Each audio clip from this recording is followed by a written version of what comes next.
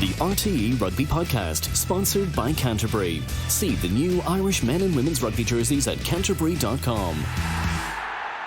And you are very welcome along to this week's RTÉ Rugby Podcast. Neil Treacy here with you, as is Fiona Hayes and Eddie O'Sullivan, as they were last week as well. And we're recapping some United Rugby Championship quarterfinals. We've got semi-finals coming up in the next few days. Leinster hosting the Bulls this Friday evening, 7:35 kickoff at the RDS.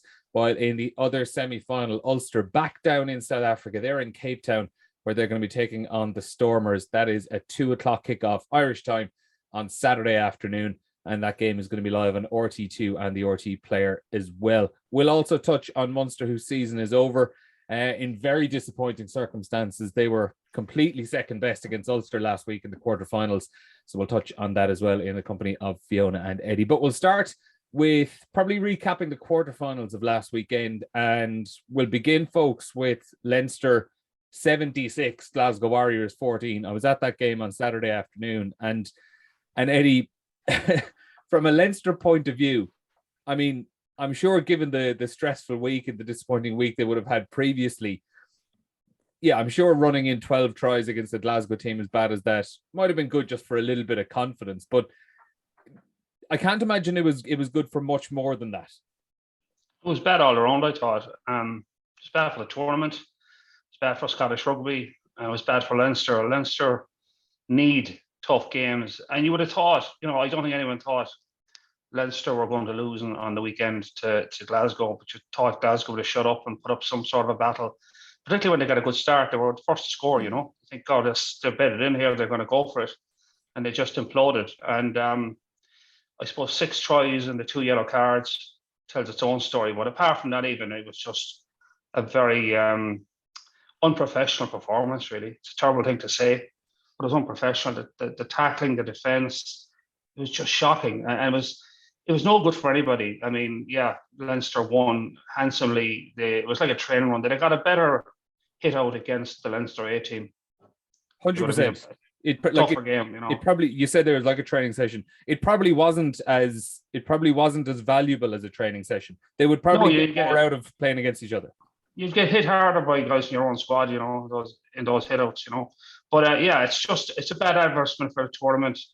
But there's not much more to say about it. No value to anybody, and just abysmal really to watch. Like, it doesn't do anybody any good. So I can't say any more than that. It's best forgotten about at this stage. Yeah, and Fiona, like on that, Eddie kind of hinted as well. Leinster, like they didn't start off great. Glasgow actually started the game quite well. They played some good territory in the opening few minutes. They obviously learned from La Rochelle that if you get penalties, if you want to beat Leinster, you need to score tries, because they turned down some shots at goal. Went to score tries. They got their score from Xander Fagerson inside a few minutes. So you were thinking initially, do you know what? There's a bit of a game coming on here. This could actually be all right, because we were about 10-15 minutes in. Leinster were 7 points down. They were making a lot of mistakes as well. So there was the touch of there might be a little bit of a European hangover, just as Ulster had, just as Munster had. I remember Ross Byrne overcooked a grubber kick through, put it way out over the in-goal area. Kieran Frawley misjudged a couple of passes. Things just weren't working out for them. They gave away a scrum penalty. So you were actually thinking we might have a decent game in our hands here. And then it all just kind of turned on Richie Gray diving in and throwing what looked like a fairly reckless, like the arm certainly cocked out and caught Jameson Gibson Park with that. He gets a yellow card, and like Leinster don't need 2 invitations for these kind of things. He walks back onto the pitch 10 minutes later, and his side are 21-7 down. And from there it was game over, really. Like the game lasted 20 minutes.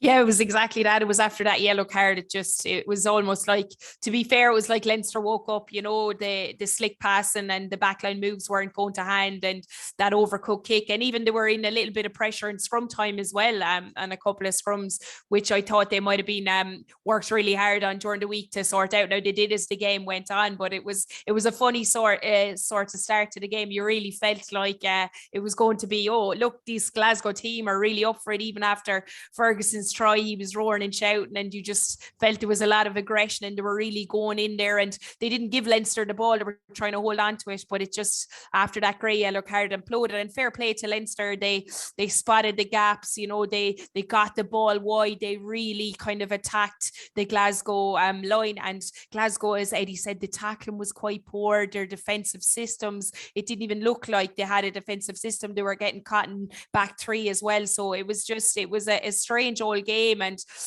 fair play to Leinster, you have to say hats off. They came out, and some of the try scores were absolutely brilliant, but what they will get going into this game against the Bulls is another thing, because we know exactly how physical they are after their game with the Sharks. So it really didn't serve them that well after the first 20 minutes. And Eddie, like from your own point of view, as someone who's been involved in coaching a long time, has coached a lot of, you know, high profile teams, how would you feel if you were Danny Wilson, who witnessed basically his team just giving up for the guts of an hour, and ultimately 2 days later he gets the sack off the back of it? Now, I know there was 2 years worth of probably frustrations and stuff which culminated in the game at the weekend, but ultimately a manager lost his job off the back of it. Yeah, look, another coaching roadkill, you know. He was gone within 48 hours. It's tough, but I suppose when you see a capitulation like that by a group of players, you got to wonder what's going on behind the scenes, you know. I mean, it's one thing to lose a game, but it's how you lose the game is actually important. And they capitulated, you know, by the end of the first quarter, the game was over. So there'd be a lot of questions around how, as a head coach, you were in charge of a group of guys who just threw in the towel so easily. So I think there's a bigger story there. I don't know. I don't follow Glasgow Rugby that closely, you know, but I'm sure there's been some. I saw mentions it on social media. There's been unrest there for a while, you know. But having said that, you know, they still got to the playoffs. You know, no, what they did when they got there was abysmal. But the fact that they actually got into the playoffs, you think, well, you know, to get to the playoffs any season is a reasonable achievement. And the Scottish teams haven't been setting the world on fire. So, you know, you think 2 Scottish teams in the playoffs, you know, things are actually going along okay. But yeah, there must be a fair bit of problems under the hood there. And I suppose it always comes back to the head coach. That's the way it goes. You could see the guy, and I felt from the stand in the last 20 minutes when it was obvious this was going to be the shellacking of all shellackings, you know, and you could see his body language. And Nigel Carlin was sitting there as well, you know, who's done a really good job with their attack. And all that goes down in flames when you decide you're not going to play when you don't have the ball. So yeah, it's a bad advert for the tournament. You know, and I thought the best game of the weekend was the 2 South African teams going toe to toe. Wasn't perfect rugby, but there was a lot of intensity. There was no quarter extra given, and it was won like in the 82nd minute with a drop goal, probably by the team, the Bulls, who didn't deserve to win. You know, at the end of it, I thought that they were lucky to get out of it, but that's kind of knockout rugby. So yeah, I mean, I think, as I said, look, I know we're trying to talk about this Leinster game, but the less said, the better about it. It's of no value to anybody, you know. I mean, Leinster won't be happy. They know that, you know, life's going to be very different next weekend. That's for sure. Yeah, let's move it on to the Bulls then, because it was funny actually as well in the press conference afterwards. Leo Cullen, I don't know, was it a slip of the tongue or what was it? But he actually he referenced the fact that during last week, prior to the Glasgow game, they were already doing work on the Bulls. He kind of mentioned both the Bulls and the Sharks. Obviously, they knew they were going to be playing one or the other, and he said, "Well, we had played the Sharks recently enough, so we know a lot about them. So we did a lot of work on the Bulls this week, which was interesting. It's not often a coach kind of lets that slip. So I imagine maybe it was inadvertently a slip of the tongue. Well, you do that kind of work. You do. Yeah. You know, it's a smart thing to do. They're ahead of the curve, and they always have been. We're not fools when we believe a head coach. Yeah, well, you tend not to tell everybody about it. Yeah, you tend not to flag it. But they wouldn't know who to expect. But now they know it's the Bulls. But the Bulls I think they'll beat the Bulls. I don't see Leinster losing to the Bulls. But I think there's things they need to be careful about against the Bulls. There's certainly going to be physicality, that we know that, but that's a given. But it's where the physicality will come. And I think if you look at Leinster, there's probably something we don't talk about very often, but they can be bullied a bit physically in certain areas. You know, like they do concede tries if you get close in. And the Bulls caused lots of problems last weekend by taking one-off runners into the channels 2 and 3 outside the ruck. Very aggressive runners into that space and looking to get the offload in that area. And they got some very good dividends on that. So they'll come after Leinster there. Leinster tends at times not to be very physical in the contact, but trust their system to eventually get them to turnover. And they have some really good guys in the ruck. Van der Fleer gets over it, Doris gets over it. You know, they're all good to go over the ball. So they tend to be prepared to make a lot of tackles, give up some ground. But the problem for them with the Bulls, if they give up the Bulls some yardage on the collisions, the Bulls will only be empowered by that and emboldened by it, and it could make life difficult for them. I'm sure they're looking at that. But we don't talk about that much because Leinster tend to win anyway. You know, they might give up a few 2 or 3 tries, but they probably score 5 or 6. So it doesn't get discussed in the road-up. It's all about what they did. But if I was looking at the Bulls, I would think these guys are going to come down those channels very aggressively. And if we're soft in those channels and they get, 1 second rucks or offloads in those channels, and they do flood them with big ball carriers, and they do look to get their hands free. Now, if you give up kind of 5, 10, 15 meters in those channels, you're going to be on the back foot, you're not going off the line, and then the problems will start for Leinster. Now, I'm sure Leo will know that, and Lancaster know that, and they'll be working on it. But I that's what I saw last week, and they would say to me, this is where the Bulls would have to be shut down. If you shut them down in those channels, if you really bone up an attacker and make them those 2-3 second rocks for a little longer, they'll find it hard to launch, and Leinster will be comfortable enough on D. I think that'll be my take on it. And Fiona, like, it's whether or not the Bulls actually beat Leinster this weekend or how close they run them, it is just going to be a good, interesting marker to see the progress the South African teams have made, because it was the Bulls in Dublin in round 1 of the competition, and we kind of talked them up specifically, I think, out of all 4 South African teams prior to the competition as being the ones who could really challenge. And when they came to Ireland for those first couple of rounds, they never really landed a shot on Leinster. I was at the sports ground the following week where they were terrible, genuinely terrible against Connacht. But obviously, as the season has gone on, they and the Sharks and the Stormers specifically, maybe less so the Lions, have improved dramatically.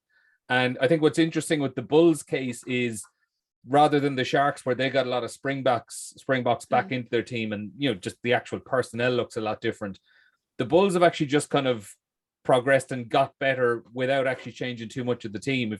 If you look at the side that played against the Sharks at the weekend for the Bulls, it was 11 of the 15 that started round 1 against Leinster when they hardly landed a shot. So this is just going to be a good marker, regardless of what way the result goes, of how far a team like the Bulls have come over the course of a season.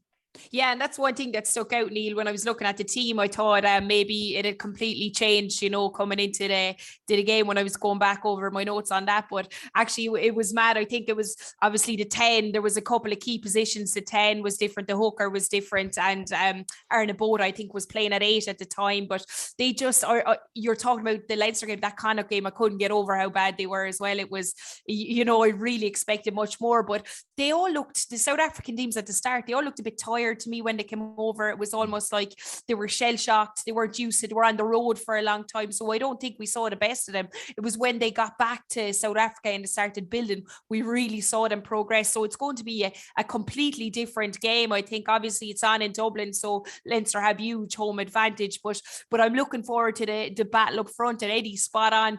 Sharks played better rugby in that game, but you see what the Bulls can offer. If Leinster's internal defence isn't solid and tight, they can cause awful damage. I mean, you've got Boda, he's a big man, Coetzee, Steenkamp in the front row is another guy who's been really, really good, and their hooker Grobler got on the URC team of the season as well. So they have big ball carriers and they're really, really good, but they've been steadily building, and it's exactly that. There hasn't been any disruption. This pack has been playing together, this backline have been playing together, and they're definitely getting better and better as it goes on. I don't think they have enough to really damage Leinster.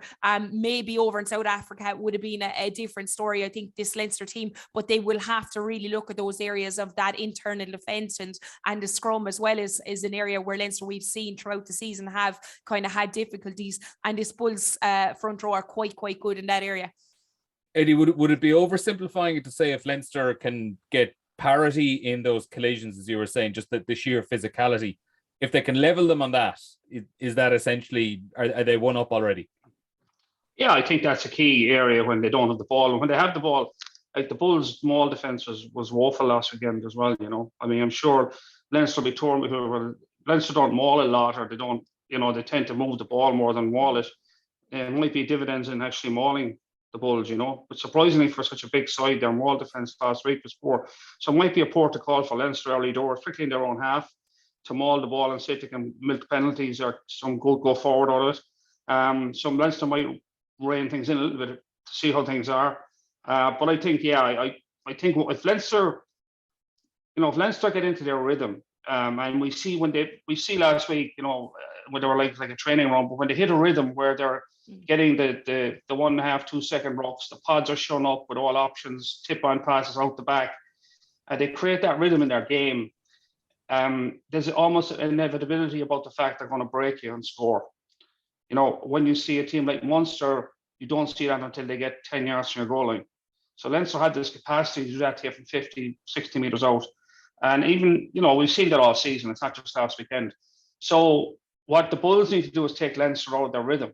And if you can do that, we saw La Rochelle do it. That was the difference on the day. We like Leinster nearly won against La Rochelle. The fact that they didn't play well, which is very frustrating for them. But you can break that tempo that Leinster like to play in. And you saw when they get into that tempo, everyone's comfortable on the ball, everybody's going to the line, and everyone has got 2 or 3 options with the ball. And that's almost impossible to defend for a sustained period of more than, you know, you go 6, 7, 8 rocks, then somebody makes a line break or you give away a penalty, you know. So that's the key for the Bulls, is can they take Leinster out of that cadence that they play so well in.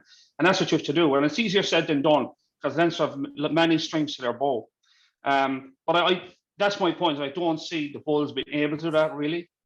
And if Leinster shut them down in those key areas of not get their hands free. And again, we saw like the Bulls' first try last weekend was an intercept pass in their own 22, but they finished it from 90 metres. And the South African teams, you've seen that, but all the South African teams, they have so much gas out wide that if they get a half chance on the outside channels, like all their wingers are finishers, they've all got tons of gas. And, you know, they kick and chase a lot because they back themselves. And if they put the ball over your head, they're going to win the race in the backfield. So things like that as well, you know, are there. So they can pluck a try out of nothing if they get that kind of space in the outside. So, you know, there's a few things there that the Bulls could kind of hang their hat on. But I think Leinster are too organised and too prepared. I can't see Leinster letting that happen to them. So you'd have to think they should get it done. And with that as well, I think Larmour, if starting, will do awful damage to that back line as well. I was just about to mention him, Fiona. Go ahead. No, out wide, they're just like the Bull team, their internal defence is really good, but I have seen that they can be really picked off out wide, and if the kicking game is good, you can get in behind him as well. But we saw Larmour, his confidence is building, and he's just been an exceptional player in the last couple of games. You'd have to sit back and wonder what he could have brought maybe off the bench against that La Rochelle team. But look, that's that. But he's really kind of grabbed his chance. He wants to obviously go to New Zealand in the summer, and he's playing outstanding rugby at the minute. The meters he's made, his footwork, everything. He's just electric, and he's really, really exciting to watch. And it's great to be talking about him back in the mix again. Yeah, Eddie, it with Larmour, it's almost as if maybe I know he had injury problems and stuff this year, but it's like he woke up maybe 4 weeks ago and remembered who he was and remembered what he had and the skill set he had, because he returned against Munster a few weeks ago and he was just stepping everyone. Every time he got the ball, he was looking to beat a man. He wasn't really thinking about the overall plan. It was just like, you know, it was almost like the schoolyard rugby sort of stuff. And obviously was unlucky not to be involved against La Rochelle. Maybe there's a bit of Monday morning quarterbacking us if we're talking about what he could have added there. But then at the weekend just gone, I know we've mentioned how poor the Glasgow defence was, but he just looked like someone who was just loving life every single time he touched the ball. Well, you know, wingers basically play on confidence. You know, if your confidence is down as a winger, you're never going to be at your peak. You know, because it's all about when you get the ball, what are you going to do with it? Because wingers tend to get the ball with a view to actually making a line break or creating back, you know, problems for the defense. It sounds kind of childish to say that, but that's their whole mindset. Whereas other players in the field, like are looking at maybe making, if you're a back, it's all about making a play, putting somebody into space. If you're a centre, if you're an out half, if you're a forward, it's all about getting over the gain line. But wingers are all about, creating that line break. And Larmour has had that ability all his life, but he's been unfortunate with injuries too. I mean, he had a bad, I think, hamstring injury this year. But he's definitely found his mojo again, there's no doubt about it. And I think it's great. Now, that probably been out for so long, you do a lot of soul searching when you get back, what am I going to do? And also, you feel your body is fit again, you can go for it. And I think he's kind of embraced his old self, like, even though he's very young. But we remember him when he was a teenager, he was just lighting it up. So he's found that again now. And I think that's down to he's very fit, he's confident in his fitness, and he's confident in himself. And then, look, he got buckets of space last weekend, and that's what happens to give Larmour. I mean, I always felt he could beat you in a phone booth. His feet are so good. But he didn't, he was just chopping them to pieces. I'm not playing under the quarterback. I just felt that he probably had played his way into the final in La Rochelle, because he has the X factor, what you want in the outside channels. But anyway, look, that's, as Fiona said, that's water under the bridge. But definitely, if he gets space on the weekend, he will cause problems. Now, again, if you're Jake White, you're saying this is the one guy you don't give space to. So you've got to believe that, the things that were easy for you last week aren't going to be as easy for you next week, unless the other team are asleep at the wheel. So you got to think that the Bulls will bone up on their maul defence. They won't allow so much space in the outside channels, and they'll try and come up with something to knock Leinster out of their cadence. If they don't, it's going to be a long day at the office. But having said that, like, it's a knockout game, so the Bulls will say, like, we get in here for 80 minutes and upset the apple cart. Would be a great victory for them if they can upset the apple cart in Dublin, So that game is 7:35 Friday evening. The second semi-final is a 2:00 kickoff Irish time. It's in Cape Town. Stormers against Ulster, live on RT2 and RT Player this Saturday afternoon. And it's funny, Fiona, the way things worked out when Ulster were down in South Africa last time, and they had that try late on against the Stormers, which was incorrectly disallowed, which was later confirmed by the Tappa Henning, the URC referees chief. I know it's all ifs and buts, but if that try had stood, the very likely scenario is that Ulster are at home this Saturday afternoon against the Stormers in a semi-final. I know, and that's it. It was a crazy decision at the time, but you remember they just had to move on, get on with it. But look, this Ulster team are on the back of a very confident win against Munster, be it a poor Munster performance, but some of the tries scored by Ulster were exceptional. I will say I really enjoyed the Edinburgh Stormers game over the weekend.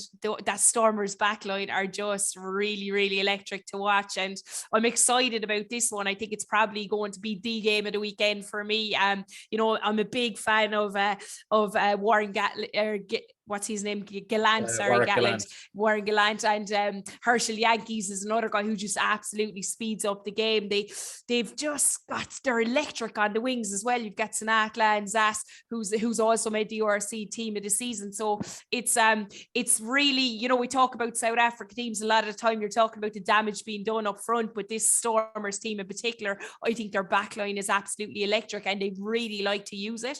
They don't overplay it in the forwards. They get the ball out. And I think they will definitely cause trouble to this Ulster team, and especially over in South Africa. So this is going to be a tight one, I think. It's rarely a dull game when the Stormers are playing this season, Eddie, is it?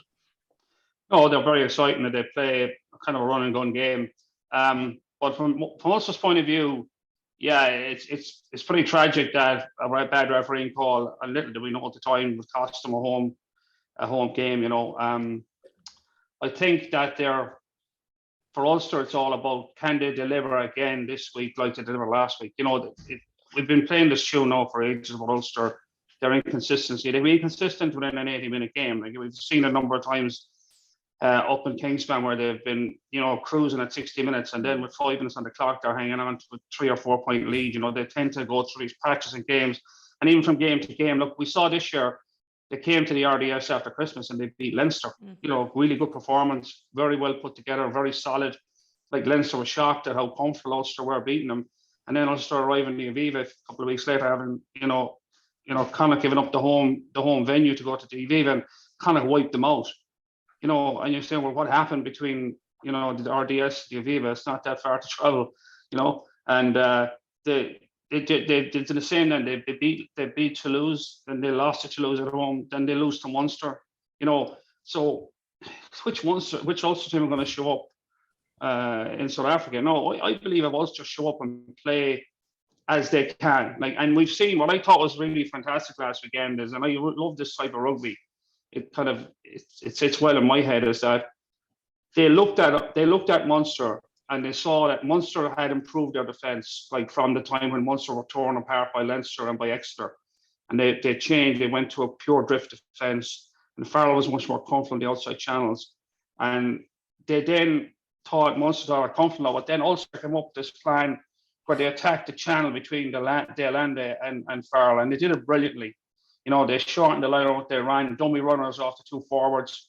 If there's a 5-man or a dummy runner off one forward, they sat De Allende down and they made all sorts of problems in that channel. And the first try came, the Balakoon break, was De Allende got caught looking in. And he got caught looking in, and Hume got around the corner with Balakoon, and it was a major line break. You thought Munster would have fixed it at half time. Instead, Munster come up in the second half, and the same play does them again to start the second half, except this time De Allende is worried about McElroy coming around, is looking out, and Hume gets him on the inside. Like, that is beautiful chess. You know, it's beautiful to watch. And when Ulster got the line breaks, they just polished them. They just scored, boom, off it. Like, it's hugely damaging psychologically for a team. If just, you know, if you're a forward, you're standing at a line out, and next time the whistle blows, you're standing behind the posts. Nothing happened in between that you could do anything about. Like, that's fantastic rugby. And Ulster got that so right. They had all their ducks in a row. They ran the great lines. They timed it well, made great offloads, and they tore Ulster apart, or Munster apart on that. And then the second half, Balakoon, another major line break that didn't really come to anything. But again, it was the same principle. And that in itself unhinged Munster a bit on their defence. They were very worried. And they looked very vulnerable, Munster, then out in the outside channels a lot of the game. So that was that to me was one of the pillars of Ulster's performance, is the ability to really stress Munster when they had the ball. And Munster were really stressed on defence. So, long story short, is can Ulster do that next week? You know, can they do that against the Stormers?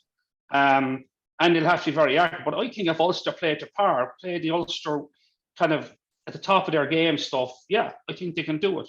But if they go if they lose doing that, you'll say, you know what? You know, fair play. Yeah. But if they go down there and they have a sloppy performance like they had in the Aviva Stadium against Connacht, or a sloppy performance they had against Munster and Ravenhill, then you're going to say, well, what's going on here? Why can they not deliver week on week on week? And that's to me is the big question. Can they do this week on week? No, we're in the, you know, win or go home part of the season, you know, so they've got to do it. And Fiona, it's like, I suppose one thing as daunting as the trip to South Africa is, and, you know, we've seen from pretty much every team this season how difficult a place it is to win. But at the very least, Ulster can look back at that game in March and say, hang on a second here, you know, we actually should have won that game. We had a try that was incorrectly disallowed. Had it been given, we would have won down here. So in their heads, they can kind of look at themselves and say, we know how to win down here. We know what's required to deal with the heat and to deal with the threats the Stormers have. So in theory, I know it's very easy to say in theory, but in theory, they shouldn't have any fear about going down to the play. No, they should be exceptionally confident. They know exactly what the Stormers are about. They've played them. They've technically won against them. Obviously didn't get the points, but they've had the armour, and that was a really good game for Ulster. I thought they played exceptionally. I thought they were very, very physical. They controlled it well. The thing about the Stormers is they're liable to do anything. You know, they could attack from 5 meters out. You know, they mightn't exit the ball. So they do have that kind of in their armour where anything can happen. A drop of the ball, their back three especially can one-handed pick up and it could be gone the length of the pitch. But I think Ulster, you know, we talked about them a few weeks ago saying, you know, they're so inconsistent. They now have a chance to try and fix that off the back of the European games. They've had a good run out against Munster, and exactly like Eddie said, tactical stuff all came together. They attacked the right right positions. But I thought, I talked about McCluskey and Hume before. I thought they were really, really good. Cooney had a good game. There's players playing with confidence. Balakoon is another guy. We talked about Larmour. The pressure's coming on as well on him because we see him, he's lifting his game as well. And Ulster are a team that need to get out and just go off the back of that win and bring it. And they have the physicality, they have the players, they have the exciting backline to do it. So I do think that they will be going in confident into this game. Eddie, one player that I'd like to mention, given the performance last week as well, James Hume. You obviously hinted at some of the stuff he was doing when you were talking about how Ulster split Munster open between Dale Anday and Chris Farrell. But Hume is a player who, over the course of this season, just seems to be getting better and better and better. And I think his performance at the weekend at Kingspan Stadium was probably the peak of it. Got a try, set up 2 more, and created the opportunity, I suppose, for one of the other tries to be scored. Munster just couldn't deal with him throughout pretty much the game. Yeah, well, I think, look, credit to him. He's really playing well. He's getting more and more confident about his game. He's really pushing. I mean, he has been nailed into the tour to New Zealand. He's really pushing. Is he pushing for a start? Is he pushing for a start? Because I think at this stage it's guaranteed he's going to be on the plane.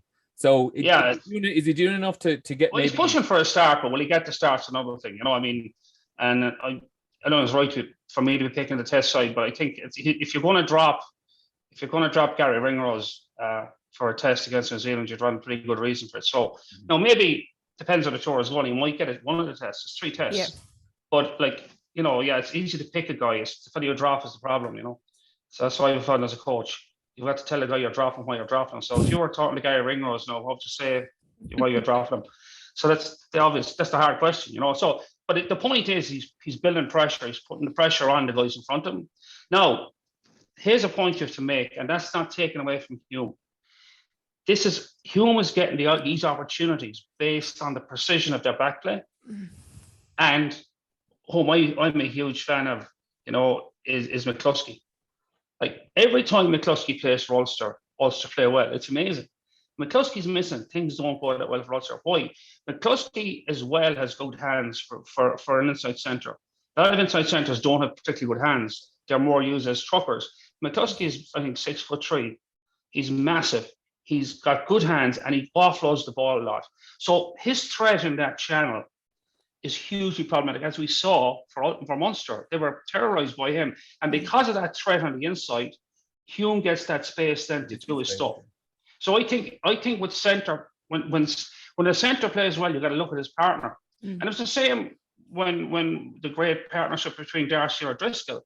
When Brian was doing all the damage, you know, in outside channels for Ireland and for Leinster, Gordon was doing a lot of the work on the inside to create those opportunities. So I think when you talk about Hume, it's hard not to talk about McCluskey and to talk about their partnership. It's a very, very good partnership. And the more they play together, the more this symbiotic relationship will develop and they'll understand each other better. But I think, Hume is playing off the charts at the moment. He's getting better and better and better. But I think McCluskey's having a big impact on him. I think McCluskey's playing really well also. So I'm a huge fan of McCluskey's. So for me... Would you have McCluskey in the squad to go to New Zealand? Oh, yeah, for sure. Yeah, I think so. No question about it. I mean, Lowry is a big loss because of his facial injury. I mean, and not that Stuart Moore did a really good job as well. But Ulster could have, 5 or 6 of their backline on that tour, easy. Because they're just in huge form at the moment. Now, of course, like if they had a bad day next weekend, it works against them. But it's got to be picked by that stage. But I mean, they are right up there. So if you're looking through the provinces, Ulster have a big say in the backs at the moment because of their form, because of the way they're playing. But I think, Hume is definitely standing out. But I think McCluskey has to take credit for that as well. I'm a huge fan of his. And I think when I look at centres, I look at partnership because it's kind of a yin and a yang. One guy is working off the other. And the case for, as I said, is the Darcy O'Driscoll access for Ireland and Leinster for years. Darcy was really crucial to Brian getting all that space and opportunity. And Brian has said it himself. So I think, Hume was very happy to play off of McCluskey. Now, there's no reason he couldn't do that with a different inside centre for Ireland. You know what I'm saying? But, that's a really good partnership. I think that's really been important to Ulster because that's how fellas like Balakoon gets freed into that space. Like if those inside lines are poor, Balakoon gets reeled in. But if those inside lines are good, Ballyclone gets that half yard. And we saw for the third line break that Chris Farrell actually made a good read. Hume could have gone on his inside and Ballyclone went to his outside. He kind of covered Hume, although he didn't have to quite cover. He made the read and he went out. But the problem was he was a half step too late. And someone like Ballyclone would just skin you. Like another winger, you might get him, but Ballyclone has so much pace that Farrell, even though he made a good read, still got beaten. So you're talking about guys who are really playing well at the moment. That's where Ulster's strength is in their midfield. And if they can deliver that sort of performance, they're going to play their way into the Irish team, on that as well. And Fiona, to shift the conversation on to the other side of that game between Ulster and Munster, and how disappointing Munster were last week and against Leinster the 2 weeks previous as well. That was a big sigh you just let out. I'll just add that as well, just as I mentioned it. That was a pretty big sigh. In 60 seconds or less, can you do your best to sum up the legacy Johann van Graan is going to leave and on what needs to happen next? Because it's going to be a long answer, I think, is it? Yeah, I'll make it short and sweet. I don't think there is a legacy left. That's the issue. There's, it's been pretty disappointing. Every year, obviously, you as a Munster fan, you hope to win some sort of silverware. It hasn't happened. It's been a long time, but it's the style of play that kind of people wanted to see improve. It did in areas, and then to go out on those last two games after that to lose game up in Dublin, every Munster fan, every Munster supporter was on a huge positive, a huge high. You saw great heart, and that's what the both last two games lacked in particular. Ulster were clinical, but Munster were just not at the races at all, and to finish and be knocked out of cup at that level for such a squad that has so much talent, it's been disappointing. There's no legacy left, but it's now time for change, and I think the coaching staff going in have an opportunity to do that. I think we are a bit short in a couple of areas, especially front row. I'm thinking hooker and tight head. But look, there's young guys coming through, so it's about trying to get these guys up to the pace as quickly as possible and start seeing a nice style of rugby and an exciting style of rugby, and that's what the fans want, I think. Eddie, are we focusing too much on Van Graan and Stephen Larkham, and are we ignoring maybe the lack of effort it seemed that was put in those last couple of games, the lack of belief the players seem to have in themselves, and even just organizational things above the coaches? From like, are we a bit too focused on who's the man in the tracksuit with the whistle on a Tuesday afternoon? Well, you will be, because he's responsible for what happens on the field. So, but I'm kind of looking at Munster in a broader sense. Like, I think Van Graan, Van Graan seems to be a really good guy. He's a decent bloke. No one disputes that. But his legacy, as Fiona said, it's not any different than the legacy of the previous four coaches. If you think about it, like, it's 2011 since Munster won a piece of silver. If you sit back in 2011, it's going to be 12 years at best for Munster win silverware. You'll be laughed out of the room. That's a fact. So, what Van Graan has done, in fairness, he has transitioned the team. Like, if you look at the team he inherited, the team he ended up with, he did bring through some guys. Guys came through, a good flock of them from the academy, which was underperforming. So he has transitioned the squad. There are a couple of worrying areas in the front row for sure, in terms of experience. But that aside, I think it's a bigger problem for Munster. Munster, and this is my theory, in the noughties when they were king of the hill, they had a phenomenal pack of forwards. With all the guys you had, all household names, Hayes, Horn, Fanry. Basically, they had your Irish pack, essentially. It was the Irish pack, for sure. And they won 2 Heineken Cups in that, and they were top of the tree. Now, don't forget that they had, kind of a trail of tears to win those Heineken Cups. They'd lost a lot of games. And it wasn't until they got guys like Trevor Halstead in, Sean Payne, Dougie Howlett, Road to Pokey, Liam Matthew, that gave them that edge in the backs, because they all had great halfbacks. They had Stringer, who's the best passer in the world, Raj, world-class fly half. But what you want to do is to get to the finals and the semi-finals, and then a team that got matched from front with a better backline. But once they got a balance, and that was great. But what happened then is they stayed in that mode of, we have a great pack of forwards. And, over the last 10 years, they haven't had a world-class pack of forwards. They've had good forwards and they've had good teams, but they're not in a position to beat teams through forward-oriented play. Now, we saw it this year even. I said this a couple times at the start of the season. Munster are very hard to stop if they get into your 22. We saw it last weekend. They got 3 tries up in Belfast, despite the fact they didn't play well. But they got into the Ulster 22 3 or 4 times. They got 3 tries. But if you keep them out of your 22, Munster are pretty gormless. They're just going over and back. And they depend on penalties a lot of the time. You know, their ball retention is good. So they haven't changed their game. Like, they're playing to the basis that our pack will dominate and we will beat you out eventually. And that's been their modus operandi now for 10 years. And they're having the same result every year. They're getting so far. And a dominant pack will get you a pretty good finish in the URC or the Magners League or whatever you want to call it, whatever ideation we have at the moment. You can get there because an Irish pack of Munster forwards are going to perform well. But when you get to the business end of the season, or you go into Europe and you meet other packs that are going to match you, you know, then it gets very difficult to get out of those situations. And I think Munster are stuck in that mode. They have to evolve their game. And it does. I think they actually have some very good backs, but they play with this. I mean, Munster were famous, and it changed a bit at the end of the season, but they were famous for driving maul, pick and drive, and box kicking. That was their modus operandi for a number of years.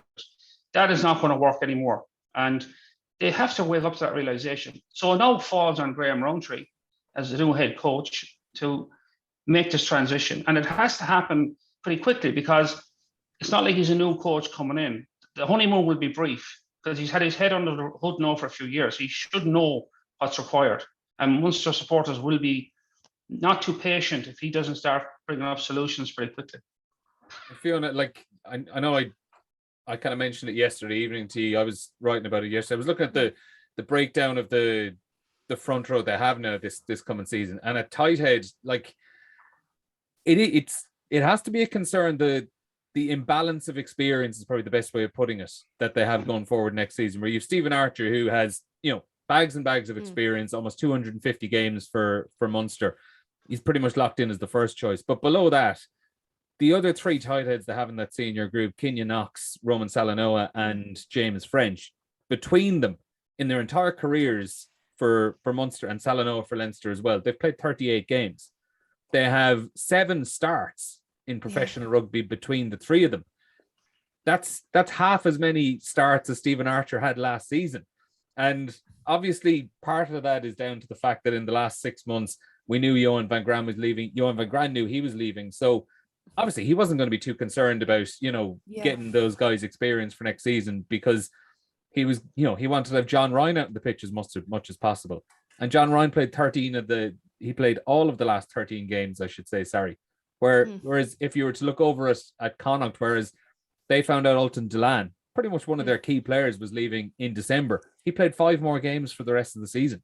Yeah. You know, it's the short-termism that's a little bit worrying. Yeah, and you know what, Neil, it was a really good article. I read it there today. I didn't even realise that it was only 38 starts between the 38 games. 38 starts. Games. Sorry, no, 7 starts. Sorry, between the guys and which is Saliana, Knox, and French. I presumed that in my own head that, you know, I'd seen a lot more of Kenyon Knox in particular. I thought I'd seen him out in the pitch a lot more, but it was that kind of point about John Ryan. You know, you want to win games, obviously tight head, they're on the big bucks for a reason. They're, you know, the anchor, the scrum, really kind of has evolved over the years. The position of tight head, you know, it's big ball carriers. We see a lot more out of them there. A lot more is needed out of them. And I think it's an area that's been kind of flagged in Munster, even with the likes of Archer and John Ryan. We haven't probably seen as much around the loose as other tight heads that we'd like to see. And with Ryan going now, and you know, Graham Rowntree is the forwards coach, you would be wondering why he didn't go to Van Graan maybe and say, look, I need to get these guys more game time. Now there could have been issues at scrum time as well, and they needed to tighten things up around that area. And I understand that you're playing in the here and now, but essentially you're going into a new season with Stephen Archer. I mean, if Stephen Archer gets injured in pre-season, you're looking at the guys that have absolutely no experience kind of anchoring that scrum, and it's crazy. And I know you spoke about Tabag Allen as well, and he was someone who's been playing really well for Wasps, and I know it's only a 1-year deal, but you'd wonder why Munster didn't go out and get that kind of get that guy in, and maybe it's a money situation, but when you're looking at tight heads, you are not, and we've seen it with Leinster in particular. You know, we talked about tight heads. You know, Tyke Furlan is up there with the best in the world, but this year we saw kind of scrummaging maybe mightn't have been up there. And if you lose your scrum, or if you're not kind of dynamic around the pitches tight head, you're absolutely nothing. It is essential in the game now that you have confident tight heads that can tighten that up, and it's an area of concern, I think, definitely going into next season. Eddie, we're almost out of time. I do want to ask you about Roman Salanoa, though, because I know like it was yourself and Wes Liddy who had a major hand in getting him over to this country. Wes, our colleague here in RTÉ as well, and on the podcast. But obviously he had some injuries this year as well, but Munster gave him a 3-year contract in January, so they obviously massively see the potential in him. Can you tell us a little bit about what you would have seen in him when he was 17, 18 years old? Yeah, well, he really no rugby experience. I think when he arrived over, he was into the Leinster Academy. He basically hadn't ever played rugby. You know, he played a couple of under 16 games or something like that. So he had no rugby background. So the big thing for him was that he had to learn how to scrummage. But look, like a lot of American players, they're very quick to learn. So he made good progress in Leinster, and then Munster signed him in, and he's done really well there. His bugbear has been he's picked up some injuries. He's very explosive, very quick for a big guy. I think he's probably in the gym. He's the most powerful player in Munster across a lot of the stats, you know. But he's been unfortunate with injuries. But he has worked very well, and it was spoken to Rowntree, and Graham rates him very highly. And obviously, he's a project player for Graham as well as a young prop. So that's right in Graham's wheelhouse. But he's someone I think they're banking on to come through. They've given him a 3-year contract. I do think that they probably should have Roman was injured, so it was hard to, but certainly Killen Knox should have got more game time at the end of the season. If this was the plan, you know, that with John Ryan leaving, that this was going to be the setup for next season, they should have probably got these guys on the field more, and they haven't. So now they are facing what they're facing. But I do think that they're banking around these guys like Knox and Salanoa, certainly holding up their end of the bargain. But it'll be a steep learning curve from, you know, even without any injuries in that department, they're going to have to rotate these guys in and out. You can't go through a season without rotating those tight ends. But I think Salanoa is one for the future if he stays healthy. He's a very explosive player, and explosive players tend to pick up niggles sometimes, but I know he's working on that as well. But I think he's someone that could make an impact if he stays healthy, no question about it. But he needs to get on the field and do that. So in short, we're going to know, we don't know much about them yet, but in 12 months' time, we're going to know a hell of a lot about them. Wiser. Yeah, we'll be a lot wiser about especially about Salanoa. We've seen a little bit of Knox. We see what he can do, but I think we'll be a lot wiser about Salanoa and Knox at the end of the season. But it's a big year for Munster in that department. If this clicks, if these two props, your young props click, they could be the future tight heads for Munster. Like, it could solve a massive problem. And I think that's what Munster are thinking. This is all part of their planning. It wasn't going to change whether they won last week in Ravenhead or not. You know, this is long-term planning. Yeah, certainly will be long-term planning, and we're going to know a lot more this time next season about Graham Rowntree's Munster team and where they're going. Eddie, Fiona, thanks a million for joining us this week on the podcast. A reminder, the 2 URC semi-finals this weekend, 7:35 Friday night, Leinster against the Bulls at the RDS, and then on Saturday afternoon, it is Ulster away to the Stormers in Cape Town in South Africa. Kickoff 2:00 Irish time, and that game is going to be live on RT2 and the RTÉ Player. We'll see you again soon, folks. Thanks, Emil. The RTÉ Rugby Podcast, sponsored by Canterbury. See the new Irish men and women's rugby jerseys at canterbury.com.